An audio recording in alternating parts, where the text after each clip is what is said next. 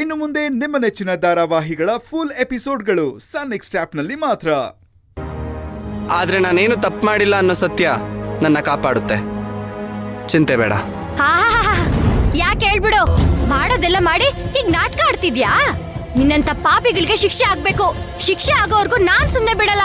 ಪೊಲೀಸರು ಬರ್ತಾರಲ್ವಾ, ನಿನ್ನ ಎಳ್ಕೊಂಡು ಹೋಗ್ತಾರಲ್ವಾ, ಆಗ ಆಗ ಈ ಗಾರ್ಮೆಂಟ್ಸ್ ಗಂಟಿರೋ ಕಳಂಕ ಹೋಗುತ್ತೆ. ಏಯ್ ಮುಚ್ಚೆ ಬಾಯಿ. ಬಾಯಿ ಇದೆ ಅಂತ ಬಾಯಿಗೆ ಬಂದಿದ್ದೆಲ್ಲ ಮಾತಾಡ್ಬೇಡ. ಬಾಯಿಲಿ. ಅಕ್ಕ ಬಾ ನನ್ ಜೊತೆ.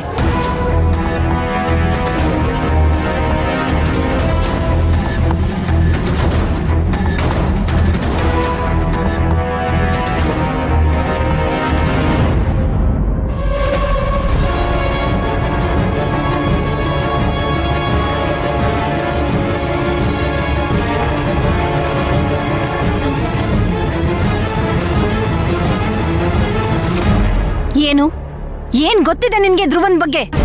ಏನು ಗೊತ್ತಿಲ್ದೆ ಅವನ್ ವಿರುದ್ಧ ಮಾತಾಡಿ ದೊಡ್ಡ ತಪ್ಪು ಮಾಡ್ಬಿಟ್ಟೆ ನೀನು.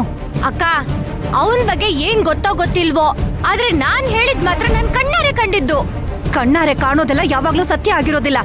ಕಂಡಿದ್ದು ಕೇಳಿದ್ದು ಎಲ್ಲ ಸುಳ್ಳಾಗ್ಬೋದು, ಆದ್ರೆ ಒಬ್ಬ ಮನುಷ್ಯನ್ ಮರ್ಯಾದೆ ತೆಗೆದ್ರೆ ಅದನ್ನ ವಾಪಸ್ ತಂದ್ಕೊಡಕ್ಕಾಗತ್ತಾ ನಿನ್ ಕೈಲಿ? ಮರ್ಯಾದೆ ಹೋಗುವಂತ ಕೆಲ್ಸ ಮಾಡಿದ್ ಅವನಕ್ಕ. ಅಲ್ಲ, ನೀವೆಲ್ಲ ಅವನ್ನ ಯಾಕೆ ಇಷ್ಟೊಂದು ವಹಿಸ್ಕೊಂಡ್ ಬರ್ತಿದ್ದೀರಾ ಅಂತ ನನ್ಗೆ ಅರ್ಥನೇ ಆಗ್ತಿಲ್ಲ. ಯಾಕೆ ಅಂದ್ರೆ ಧ್ರುವನ್ ಮನ್ಸೆಂಥದ್ದು, ಧ್ರುವ ಎಂತವನು ಅನ್ನೋದು ನಮಗ್ ಗೊತ್ತು.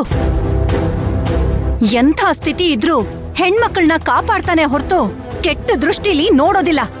ಹಾಗೇನಾದ್ರೂ ಕೆಟ್ಟ ದೃಷ್ಟಿಲಿ ನೋಡ್ಲೇಬೇಕು, ಕೆಟ್ಟೋನಾಗ್ಲೇಬೇಕು ಅನ್ನೋದಿದ್ದಿದ್ರೆ ಯಾವತ್ತೋ ಕೆಟ್ಟ ಕೆಲ್ಸಗಳನ್ನ ಮಾಡ್ಬೋದಿತ್ತು.